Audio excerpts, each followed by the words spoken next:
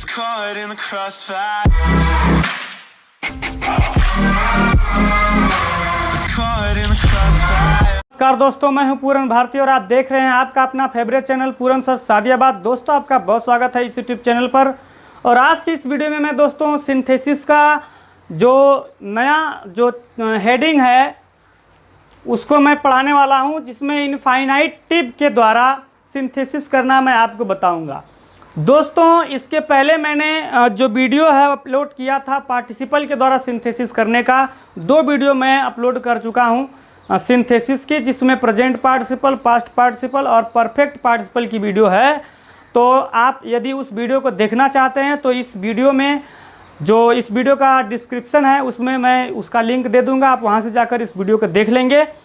दोस्तों, सिंथेसिस का नियम मैंने आपको पहले बताया है कि सिंथेसिस के लिए ज़रूरी क्या है, कि हम समझे पहले वाक्य को कि वाक्य क्या है, उसका मतलब क्या है, ये समझना ज़रूरी है। और भिन्न भिन्न वाक्यों को क्या करते हैं हम लोग, जोड़ करके एक वाक्य में कन्वर्ट कर देते हैं, तो ये हो जाता है सिंथेसिस।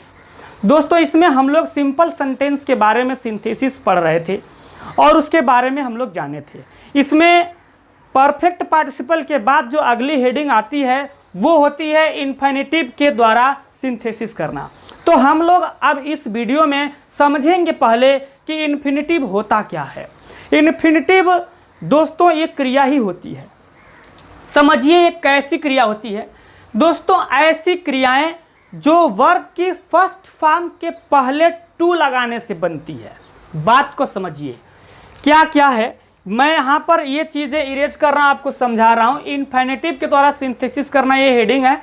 यहाँ पर मैं कुछ एक्सरसाइज दिया हूँ, आपको मैं बताऊँगा कि इसका सिंथेसिस कैसे होता है। लेकिन उसके पहले ज़रूरी है यह जानना कि इन्फिनिटिव होता क्या है। दोस्तों, यहाँ पर मैं लिख रहा हूँ इन्फिनिटिव। दोस्तों, इन्फिनिटिव जो होता है ये ऐसी क्रिया होती है जो वर्ब की फर्स्ट फॉर्म के पहले क्या लगाने से बनती है, टू लगाने से बनती है। माने वर्ब की फर्स्ट फॉर्म के पहले टू लगाने से बनती है। और यह क्रियाएं उद्देश्य को दर्शाती है। वह क्रिया जो क्या करती है, उद्देश्य को दर्शाती है और वर्ब की फर्स्ट फॉर्म के पहले टू लगाने से बनती है। वह क्रिया क्या होती है दोस्तों, वो क्रिया होती है इनफाइनाइट। उम्मीद करता हूं कि आपको इसका डिफिनेशन समझ में आया होगा। अब हम इसकी पहचान जान लेते हैं कि इसकी पहचान क्या होती है। पहचान दोस्तों इसकी ये होती है कि इन क्रियाओं के अंत में क्या क्या जुड़ा रहता है। ना, नी और ने आदि शब्द क्या होते हैं, जुड़े रहते हैं। इन क्रियाओं के अंत में क्या जुड़े रहते हैं, ना, नी, ने शब्द जुड़े रहते हैं। जैसे मैं बाजार जाना चाहता हूं। देखिए, मैं बाजार जा रहा हूं, ये एक अलग बात है, और मैं बाजार जाना चाहता हूं, ये अलग बात। जाना ही क्रिया है।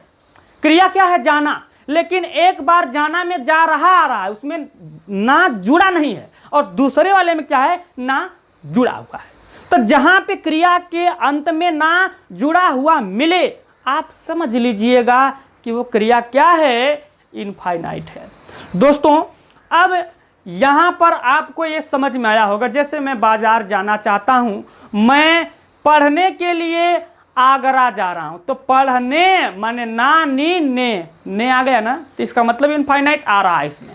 तो इस तरह से चीजें अगर मिलती हैं क्रियाओं में तो आप समझ जाएंगे कि वहां पे इनफाइनाइट है। और इसकी पहचान है अंग्रेजी में कि वर्ब की फर्स्ट फॉर्म रहेगी और उसके पहले टू लगा रहेगा। यहां पर तो लगा नहीं रहेगा, हमें लगा के सिंथेसिस करना है। तो हम लोग उसका फार्मूला जान लेते हैं कि सिंथेसिस होता कैसे है, सिंथेसिस करने का फार्मूला क्या होगा। तो दोस्तों, सिंथेसिस करने का फार्मूला यहां पर मैं आपको दे रहा हूं। सिंथेसिस करने का जो फार्मूला है इसका यहां पर मैं आपको दे रहा हूं। सबसे पहले आपको क्या करना है दोस्तों, सब्जेक्ट का इस्तेमाल करना है। दोस्तों, प्रेजेंट पार्टिसिपल, पास्ट पार्टिसिपल और परफेक्ट पार्टिसिपल, इन तीनों में भी कर्ता एक ही होता था, क्रिया अलग अलग होती थी। यहाँ भी लगभग कुछ ऐसा ही है। देखिए, यहाँ पर जो मैं वाक्य दिया हूँ इसमें कर्ता एक है और क्रिया क्या है, अलग अलग है। यहाँ देखिए, कर्ता एक है, क्रिया क्या है, अलग अलग है। ये क्रिया, ये चीज़ अलग है ना। तो यहाँ पर कर्ता एक है, लेकिन इसमें अंदर क्रियाएं अलग अलग हैं। कर्ता एक है, क्रियाएं क्या हैं दोस्तों, अलग अलग हैं। कर्ता यहाँ पर तो इस थोड़ा सा अपवादिक है, इसको मैं लास्ट में समझाऊंगा। ये थोड़ा सा अपवादिक है, इस तरह के क्वेश्चन आएंगे तो इसलिए मैं इसको रखा हूँ, इसको मैं लास्ट में बताऊंगा एक्सप्लेन करके ऐसा क्यों है। इसमें देखिए बुक है कर्ता, यहाँ पे सी है कर्ता, तो इसमें नियम थोड़ा सा अलग हो गया, तो ये हर जगह अपवाद है, तो यहाँ पर भी ये मान के चलिए कि थोड़ा सा अपवाद है, इसको मैं समझाऊंगा आपको अलग से। तो कर्ता एक ही होगा, तो आप उसको एक उठा के यहाँ पे रख लीजिएगा, ठीक।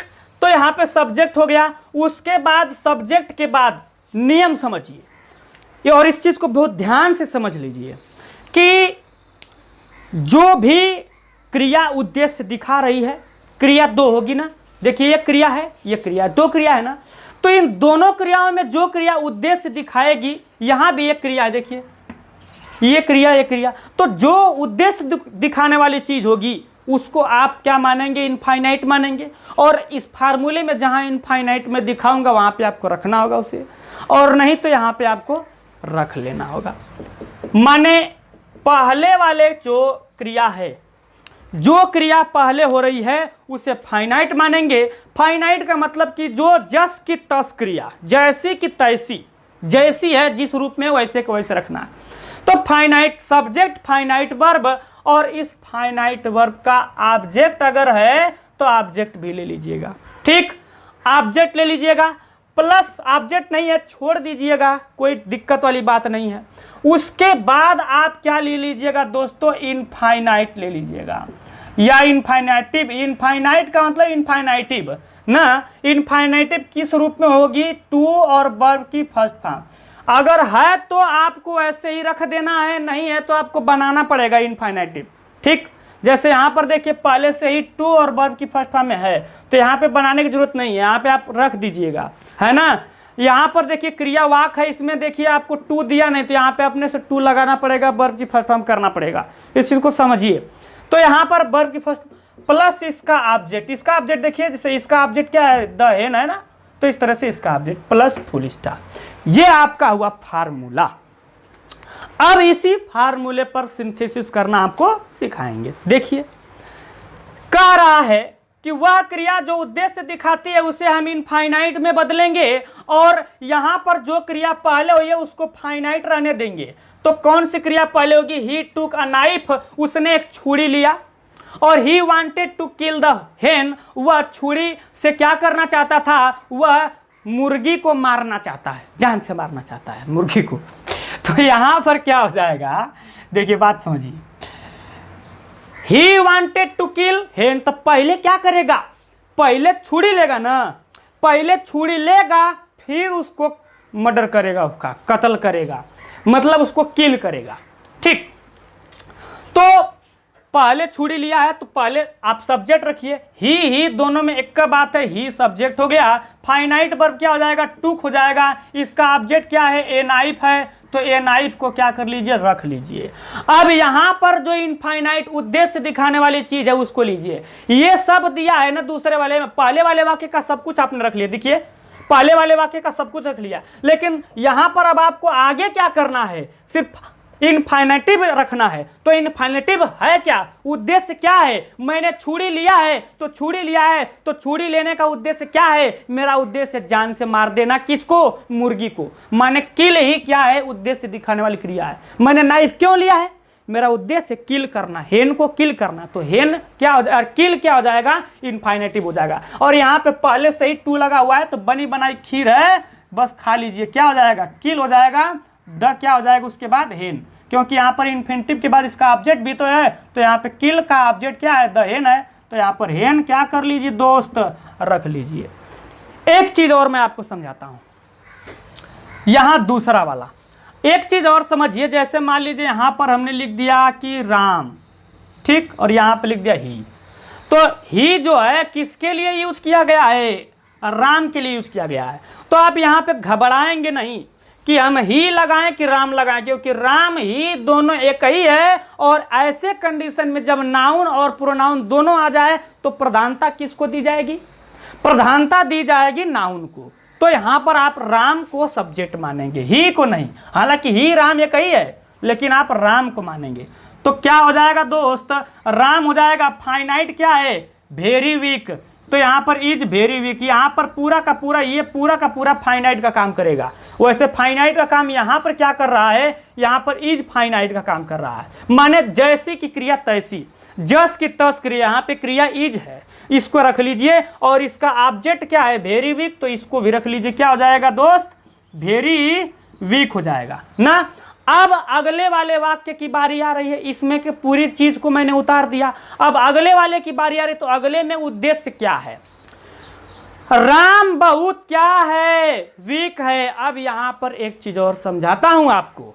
क्या समझाता हूं कि इसमें जो है दो चीज आपको मिलेगी ना, पहचान तो हो गया। इसमें दो चीज मिलेगी, एक तो मिलेगा आपको उद्देश्य और दूसरा मिलेगा फल।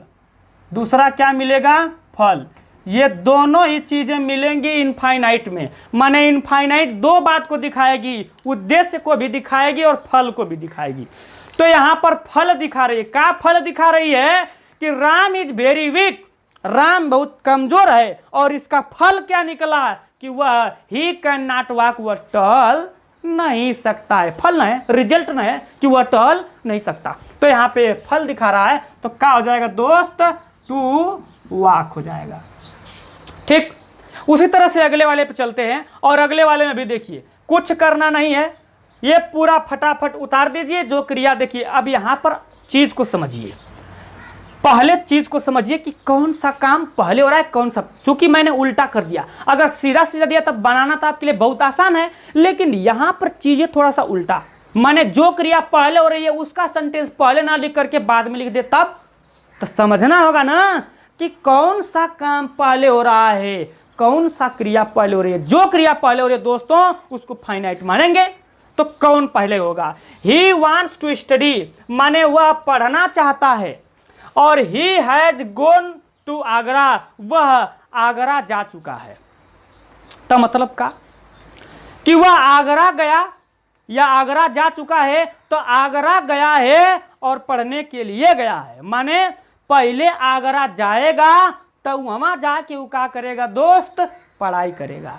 ठीक है ना, मतलब पहले आगरा जाएगा तब पढ़ाई करेगा। तो यहां मेन वाक्य कौन होगा, ये होगा, क्योंकि इसकी क्रिया पहले होगी। पहले आगरा जाएगा तो आगरा में जाके पढ़ाई करेगा, तो इसको पहले लिखना होगा। तो ये पहले लिखना होगा। तो यहां पर देखिए सब्जेक्ट फाइनाइट, फाइनाइट का मतलब हैज गॉन पूरा लेंगे, हैज गॉन पूरा होगा। माने जस की तस क्रिया ना, जस की तस का मतलब समझ रहे हैं, फाइनाइट का मतलब समझ रहे हैं। फाइनाइट का मतलब कि हेल्पिंग वर्ब हो तो उसको उतारिए, उसके साथ कोई क्रिया है तो उसको भी उतारिए। माने सीधा सीधा जैसा का तैसा उतार दीजिए, क्योंकि फाइनाइट वर्ब वो क्रियाएं होती हैं जो वर्ब ऐसी क्रिया होती है जो सेंटेंस के अनुसार, सब्जेक्ट के अनुसार, टेंस के अनुसार, उस सिचुएशन के अनुसार बदलती रहती है, उसके बदलते हुए फॉर्म होते हैं। तो यहाँ पर कुछ और क्रिया थी, यहाँ पे कुछ और हो गई, यहाँ पे तो कुछ और हो गई। तो फाइनाइट बदला ना। बदलती हुई क्रियाएं ही क्या होती हैं, फाइनाइट। माने वे क्रियाएं जिनका रूप बदलता रहता है, वो क्रिया क्या होती है, वो क्रिया होती है फाइनाइट वर्ब। तो अब देखिए यह काम पहले होगा, उसको उतार दो दोस्त, क्योंकि यहाँ पे ही दोनों में एक का बात है, कोई दिक्कत नहीं। अच्छा मान लीजिए यहाँ पर हमने लिख दिया, चलिए यहाँ पे तीसरा वाला, यहाँ पर हमने लिख दिया कि राधा। क्या लिख दिया, राधा। यहाँ पर राधा हो गया, यहाँ पे सी तब करना होगा हमको। चलिए यहाँ पे सी कर लिया हमने, तो राधा के लिए सी। अब इसको हमें पहले लिखना है, क्योंकि इसमें की क्रिया पहले हो रही है, इसको हमें पहले लिखना होगा। तो सी सब्जेक्ट मानेंगे कि राधा को सब्जेक्ट मानेंगे, किसको मानेंगे, बताया था मैं अभी। क्या हो जाएगा, राधा को सब्जेक्ट मानेंगे, क्योंकि प्रोनाउन राधा है। तो मैं यहाँ पर राधा, तो क्या हो जाएगा दोस्त, राधा। उसके बाद ये पूरा उतारिए, क्योंकि राधा के बाद फाइनाइट, फाइनाइट क्या होगा, यहाँ पे हैज गॉन होगा। तो हैज गॉन को क्या कर लीजिए दोस्त, उतार दीजिए। उसके बाद इसका ऑब्जेक्ट क्या हो जाएगा, टू आगरा। हालांकि आगरा ऑब्जेक्ट नहीं है, समझने के लिए सिर्फ बता रहा हूं, आगरा नाउन है। उसके बाद आप देखिए उद्देश्य दिखाने वाली क्रिया, क्योंकि इनफाइनाइट हमें रखना है। इनफाइनाइट क्या है, क्या है इनफाइनाइट, पढ़ना। पढ़ना ही ना मेरा उद्देश्य है, क्योंकि उद्देश्य या फल दो में से कोई एक चीज मिलना चाहिए। तो यहां पर आपको देखिए क्या मिल गया फल मिला था ऊपर वाले में, यहाँ पर देखिए फल मिला, मगर यहाँ पे पहले वाले में उद्देश्य मिला था, यहाँ फिर उद्देश्य है। आगरा गया है और आगरा जाने का उद्देश्य क्या है? पढ़ाई करना उसका उद्देश्य है, इसलिए यहाँ पे स्टडी क्या होगा? उद्देश्य को दिखाने वाली क्रिया है, तो यह क्रिया क्या हो जाएगी? इनफाइनेटिव हो जाएगी। तो यहाँ पे टू क्या हो जाएगा दोस्त? स्टडी हो जाएगा। ठीक, अब देखिए आगे, I am living Kolkata, I shall live there. मैं कोलकाता छोड़ रहा हूं, है ना? मैं कोलकाता क्या कर रहा हूं? छोड़ रहा हूं, मैं वहां रहूंगा। मैं कोलकाता क्यों छोड़ रहा हूं? क्योंकि मैं वहां रहूंगा। तो मैं कोलकाता छोड़ रहा हूं, उद्देश्य क्या है कोलकाता छोड़ने का? उद्देश्य यह है कि मैं कोलकाता में नहीं रहूंगा, मैं वहां रहूंगा। वहां कोई भी जगह हो सकती है यार, जैसे आई शैल लिव देयर की जगह हम चलिए पुणे लिख देते हैं, मैं पुणे में रहूंगा। मैं दिल्ली छोड़ रहा हूं, आई शैल लिव इन पुणे कर लीजिए, चाहे पुणे कर लीजिए, इन पुणे कर लीजिए। तो इसका मतलब क्या हुआ कि मैं पुणे में रहूंगा। तो क्यों मैं दिल्ली छोड़ रहा हूं? मेरा उद्देश्य है दिल्ली छोड़ने का ये कि मैं अब दिल्ली में नहीं रहूंगा, पुणे में रहूंगा। तो क्रिया कौन सी क्रिया फल या उद्देश्य दिखा रही है? फल दिखाने वाली क्रिया या उद्देश्य दिखाने वाली क्रिया क्या है? लिव। क्योंकि मैं कोलकाता छोड़ तो रहा हूं, लेकिन उद्देश्य क्या है मेरा? रहना। कहाँ रहना? पुणे में रहना। तो इसलिए यह क्रिया इनफाइनाइटिव होगी। तो मेन वाक्य ये होगा, इसको लीजिए पहले, क्योंकि इसकी पहली क्रिया होगी ना। पहले मैं कोलकाता छोड़ूंगा तभी तो मैं जाके पुणे में रहूंगा या फिर कहीं भी रहूंगा। तो पहले कोलकाता छोड़िए, यह काम पहले होगा, इसको पूरा कॉपी कर लीजिए। आई सब्जेक्ट फाइनाइट वर्ब, ये सारी चीजें उतारिए। देखिए यहाँ पे एम हेल्पिंग वर्ब के साथ में वर्ब अलग अलग आ गई ना, तो ये चीजें हैं। तो ये फाइनाइट वर्ब क्या हो जाएगा? आई एम क्या हो जाएगा दोस्त? लिविंग कोलकाता। ठीक, उसके बाद क्या हो जाएगा? ये क्रिया दिखाने वाली उद्देश्य, तो टू लगा लीजिए। टू क्या हो जाएगा? लिव। अब देयर है तो देयर लगा लीजिए, अगर देयर नहीं है, इन पुणे है तो इन पुणे लगा लीजिएगा। जैसे मान लीजिए यहाँ पर मैंने लिखा था ना कोष्टक में कि इन पुणे, तो यहाँ पर पुणे का है तो यहाँ पे पुणे कर लीजिए, इन पुणे। माने जहाँ भी दिया होगा, जो भी दिया होगा उस तरह से आपको यूज करना है, बस यही है। तो इस तरह से मैंने 4 जो क्वेश्चन है बताया इनफाइनेटिव के द्वारा सिंथेसिस करना। बहुत ही आसान भी है, बहुत बढ़िया भी है, बहुत मज़ेदार सवाल है। और इस चीज़ को अगर आप बढ़िया से समझ पाते हैं तो समझ लीजिए कि अब जब कॉम्प्लेक्स सेंटेंस पढ़ेंगे तो उसमें भी ये सब चीज़ें आएंगी, उसमें भी आएंगी। मतलब आप जो स्टार्टिंग में जो चीज़ें पढ़ते जा रहे हैं, आप समझिए कि आगे भी कहीं ना कहीं इनका जिक्र होना है, कहीं ना कहीं ये चीज़ें मिलेंगी। तो अगर आगे से आप बढ़िया से ये सारी चीज़ें पढ़े हैं तो आगे चलकर और ज़्यादा आपको मज़ा आने वाला है और ज़्यादा अच्छी तरह समझ में आएगा। तो उम्मीद करता हूं कि मैंने जो बताया आपको समझ में आया होगा। और इन चारों पर मैं आपको कुछ क्वेश्चन आपके स्क्रीन पर दे रहा हूं। ये जो मैंने बताया इस फार्मूले पर कम से कम 4-5 क्वेश्चन मैं आपकी स्क्रीन पर दे रहा हूं। आप इस चीज़ को आप क्रिएट करिए, उसको आप जो है सॉल्व करिए, सॉल्व करके उसका आंसर कमेंट बॉक्स में दीजिएगा। अब जो लास्ट वाला बच गया है इसको मैं समझाता हूं, उसके बाद वीडियो को ऑफ करूंगा। देखिए, तो यहां पर जो सवाल दिया है कि the book was very difficult, she could not understand. यहां दोस्तों रिमूव एडवर्ब टू का इस्तेमाल हुआ है। यहाँ रिमूव एडवर्ब टू का इस्तेमाल करके इसे सिंथेसिस करना पड़ेगा। शायद आपको याद होगा, इसके पहले मैं वीडियो बनाया था और आपको दिया था रिमूव एडवर्ब टू ट्रांसफॉर्मेशन का पहला चैप्टर है, और वहाँ से ये चीज़ आया हुआ है, उस चीज़ को समझिए। देखिए, book was very difficult, book बहुत ही कठिन है। शी कुड नॉट अंडरस्टैंड, वह समझ नहीं सकती है। तो क्या हो जाएगा इसका? इसको बनाएंगे तो हो जाएगा वेरी को दोस्तों जब बदलते हैं हम लोग, क्या जब हम लोग बदलते हैं इसमें रिमूव एडवर्ब टू को नहीं कर करके एडवर्ब टू लगाइएगा जब, तो वेरी को टू में बदल देते हैं। और जब टू को रिमूव करते हैं तो वह किस में बदल जाता है? वेरी में बदलता है। तो उसी का नियम का इस्तेमाल करके आप इसको बनाइएगा। क्या हो जाएगा? यही चीज हो जाएगा the book was too difficult, है ना? फार हर हो जाएगा, फार हर। अब उसके बाद लगाइएगा दैट, इसके बाद आप क्या लगाइएगा, डेट लगाइए। चाहे दैट न लगा के आप डायरेक्ट टू कर लीजिए, टू अंडरस्टैंड, टू अंडरस्टैंड। तो इस तरह से बात को समझिए। जैसे यहां पर ये काम पहले होगा, पहले क्या हुआ है कि क्रियाएं जो हैं यहां पर देखिए कि the book was very difficult, किताब बहुत कठिन है। तो पहले किताब कठिन होगी तब उसको समझ में नहीं आएगा, है ना। तो बात को समझिए। तो यहां पर इस चीज को आपने पहले लिख दिया ना, ये चीज को आपने देखिए सब्जेक्ट फार्मूले के ही हिसाब से चल रहा हूं मैं, लेकिन यहां पर चेंज सिर्फ क्या हुआ है कि यहां पर सी को मैंने फार हर में बदल दिया है। फार हर में बदला क्यों है, क्योंकि यहां पर मैं वेरी को किस में चेंज कर दिया हूं, एडवर्ब टू में चेंज कर दिया हूं। इसलिए यही चीज थोड़ा सा बस बदला है, क्योंकि ये थोड़ा सा अलग है क्वेश्चन। और इस तरह के क्वेश्चन हालांकि आपको पूछने वाला है नहीं, मगर जानते रहे कि इस तरह से आता है। तो ये वेरी है तो इसको एडवर्ब टू में बदलिए। और चूंकि देखिए यहाँ पर कोई क्रिया तो है नहीं, इसमें जो क्रिया है इसमें भी कोई परफेक्ट क्रिया नहीं दिया है, कुड नॉट के साथ में आया है ना। तो इस तरह से इसको चेंज करेंगे हम लोग। क्या करिएगा, इस तरह का जब क्वेश्चन आएगा वेरी को एडवर्ब टू में बदलिएगा और जो सी है इसको फार हर में बदलिएगा, ठीक ना। उसके बाद आपका ये तब जो है कि इनफाइनेटिव का काम करने लगेगा। अंडरस्टैंड के पहले क्या लगा दीजिएगा, टू लगा दीजिएगा। देखिए रिजल्ट क्या आया है कि किताब इतनी जो है कि कठिन है, और कठिन होने की वजह से रिजल्ट आया है ये कि उसको समझ में नहीं आया। बताया मैंने ना कि उद्देश्य या फल माने रिजल्ट। तो रिजल्ट किताब कठिन होने की वजह से उसका परिणाम ये आया कि उसको समझ में नहीं आया। उम्मीद करता हूं कि ये वाला भी चीज़ आपको समझ में आएगा, ये वाला क्वेश्चन भी आपको समझ में आएगा।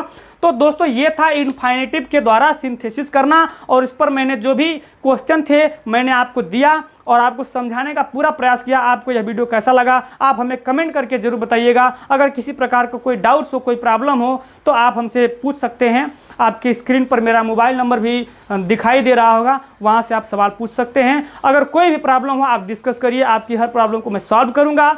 और इसी तरह की वीडियो मैं अपडेट करता रहता हूं यूपी बोर्ड की प्रिपरेशन के लिए। तो दोस्तों आप इस चैनल पर बने रहने के लिए प्लीज़ चैनल को सब्सक्राइब करिए, बेल आइकन पर प्रेस करके ऑल पर प्रेस कर दीजिए, वीडियो को लाइक कर दीजिए, अपने दोस्तों को शेयर करिए। यह वीडियो देखने के लिए आपका बहुत बहुत धन्यवाद।